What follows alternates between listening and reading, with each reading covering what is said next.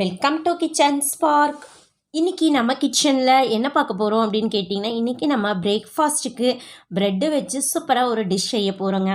ப்ரெட்டை நம்ம டோஸ்ட் பண்ணி சாப்பிடுவோம். இன்றைக்கி கொஞ்சம் வித்தியாசமாக நம்ம ப்ரெட்டு உப்புமா செய்யலாங்க. சாப்பிட்றதுக்கு ரொம்ப ரொம்ப டேஸ்ட்டாக இருக்கும். குயிக்காக பார்த்திங்கன்னா நம்ம இந்த பிரேக்ஃபாஸ்ட்டை ரெடி பண்ணிடலாம். எப்படி செய்யலான்னு பார்க்கலாம். அதுக்கு முன்னாடி இன்னும் நீங்கள் நம்ம சேனலை சப்ஸ்கிரைப் பண்ணலைன்னா சப்ஸ்கிரைப் பண்ணிவிடுங்க. அப்படியே பக்கத்தில் இருக்கிற பெல் ஐக்கானை கிளிக் பண்ணிடுங்க. வாங்க ப்ரெட் உப்புமா செய்கிறதுக்கு இந்த மாதிரி நான் ப்ரெட் எடுத்து வச்சுருக்கேன். இந்த மாதிரி ஓரங்களை வந்து நம்ம கட் பண்ணி எடுத்துக்கலாம்.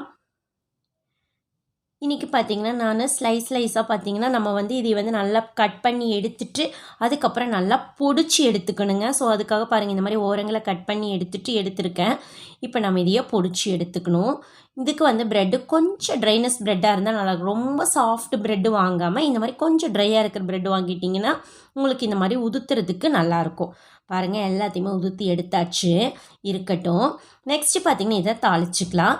அதுக்காக நான் ஒரு கடாயை வச்சுருக்கிறேன். நல்லா காஞ்சதுக்கு அப்புறமா ஆயில் எடுத்துக்கலாங்க. கொஞ்சம் ஆயில் அதிகமாக எடுத்துக்கலாங்க, அப்போ தான் சாப்பிட்றதுக்கு நல்லாயிருக்கும். ஆயில் காஞ்சதுக்கு அப்புறம் கடுகு தாளிச்சிக்கலாம். கடுகு நல்லா பொரியட்டும். அதுக்கப்புறம் 1 டேபிள் ஸ்பூன் கடலப்பருப்பும் 1 டேபிள் ஸ்பூன் அளவுக்கு உளுந்தப்பருப்பும் எடுத்துக்கலாங்க.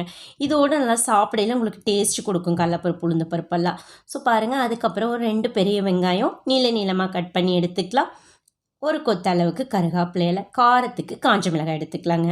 எடுத்துட்டு நல்லா வதக்கி விட்டுறலாம். வெங்காயம் நல்லா வதங்கி வரட்டும்.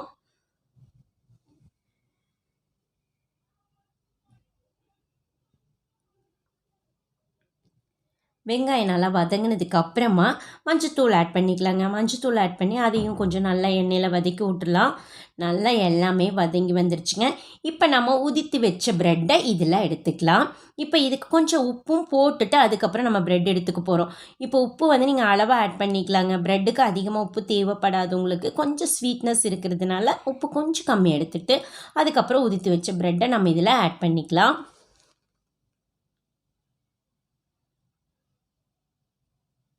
பாருங்கள், இந்த மாதிரி நம்ம உதித்து வச்ச ப்ரெட் எல்லாம் ஆட் பண்ணிவிட்டு அடுப்பை கொஞ்சம் லோ ஃப்ளேமில் வச்சுட்டு நம்ம மிக்ஸ் பண்ணி விட்டுக்கலாங்க. இல்லைன்னா உங்களுக்கு வந்து கருகிடும்.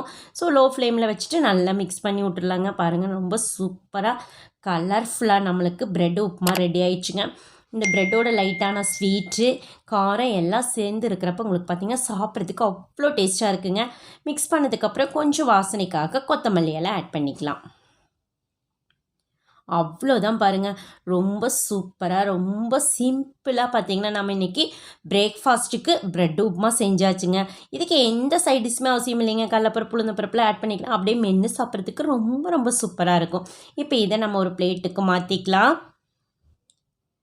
பாருங்கள், நல்லா கலர்ஃபுல்லாக நம்ம டெய்லி பார்த்திங்கன்னா உப்புமா பார்த்திங்கன்னா நம்ம வந்து வெள்ளை ரவை கோதுமை ரவை அந்த மாதிரி செய்வோம். கொஞ்சம் ப்ரெட்டு வச்சு வித்தியாசமாக இந்த மாதிரி செஞ்சு பாருங்கள். எல்லாருமே நல்லா விரும்பி சாப்பிடுவாங்க.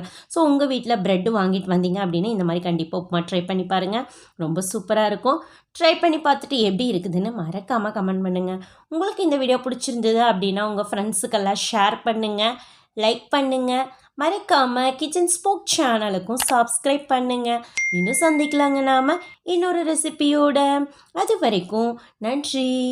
பாய்.